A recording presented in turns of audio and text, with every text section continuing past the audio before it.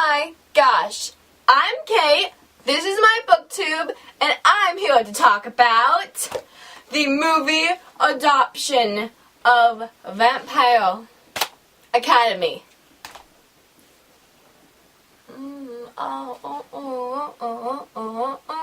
Yeah!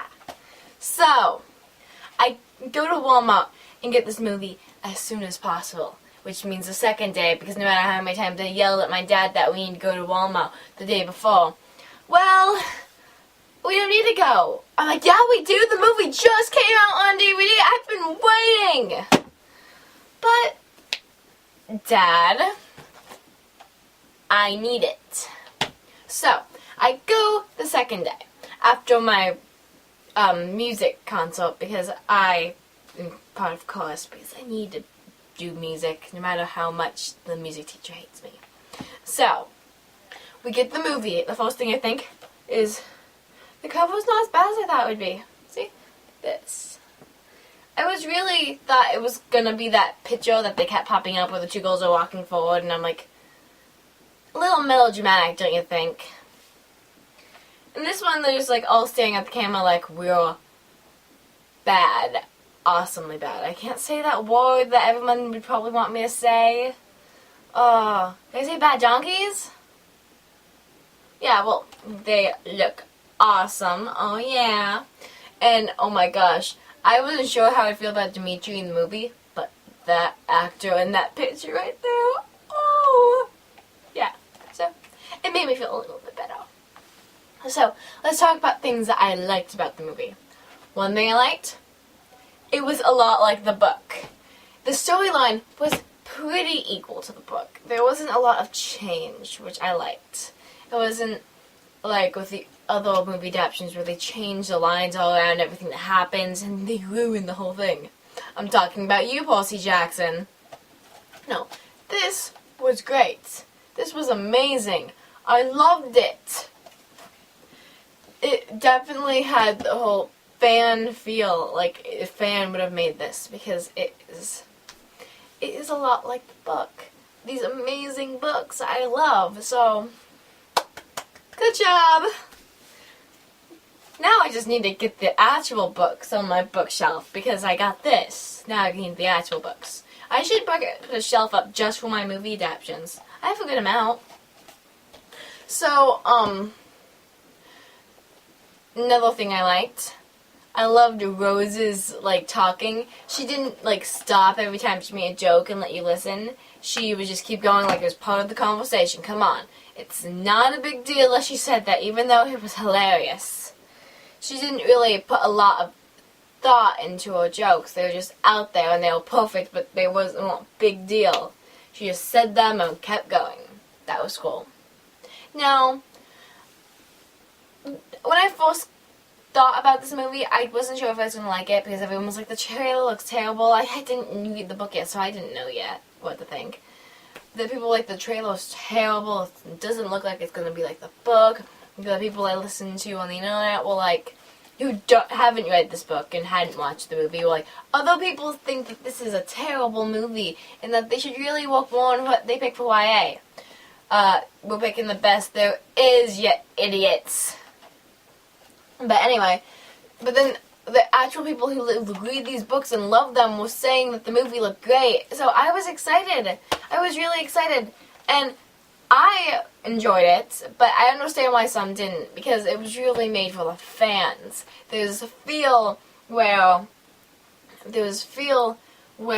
it kept going nice and fast, but they had to try to explain all the things to the people who haven't read the books, making it just a little confusing. They were learning so much at once, and it wasn't like in the book where we got pages to learn it and then we just keep going. They were like, let's go, let's learn, let's go, go, go, go, go. It really was fast.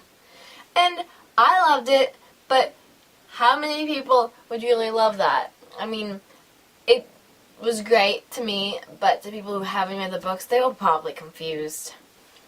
And I feel bad for them because it's an amazing story, and if you know how to care for it, you'll love it. I did. So, that's what I think. Another thing that was really funny, they kept like randomly passing out. I mean, I know there are actually good reasons for them passing out, but they did it so often. Oh, you bit me. Pass out. Oh, I healed her. Pass out. The ending, hilarious. Where, Lisa bites, Rose, and then she turns to Christian, and Rose just collapses. And nobody says anything. You can't even really hear it. She just collapses in the background. And then Lisa heals Christian, and then she collapses. So then they're all three on the ground, and I'm like, oh, it's just hilarious. Oh my gosh, hilarious. I love this movie. I forgot what I was gonna say. My battery's dying. What do I do? Well, if we run out, I can always, cut this out and charge the battery and keep talking. Maybe I'll remember what I'm supposed to be talking about. I mean, they did change the story a little bit, but so they did change the story a little bit, but it wasn't as much as I expected.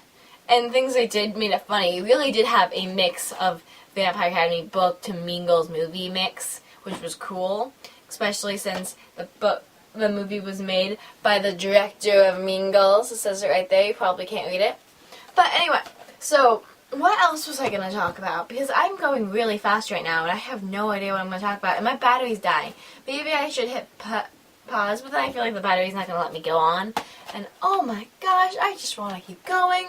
I love this. I want to talk about it. Oh my gosh. I was talking to my friends all day about this, so what's wrong with me?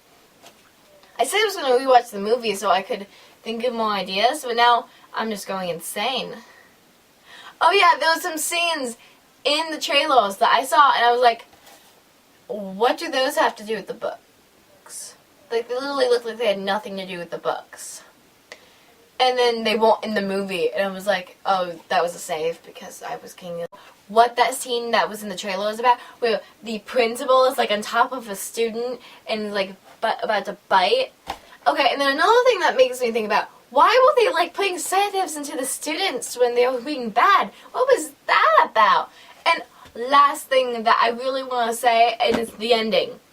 Why was Mrs. Culp with all those bad vampires? She's not with the other bad vampires in the series. She's like a bad vampire by herself in the series. But no, she was like the head of the clan with those big vampires that end up attacking in book 3.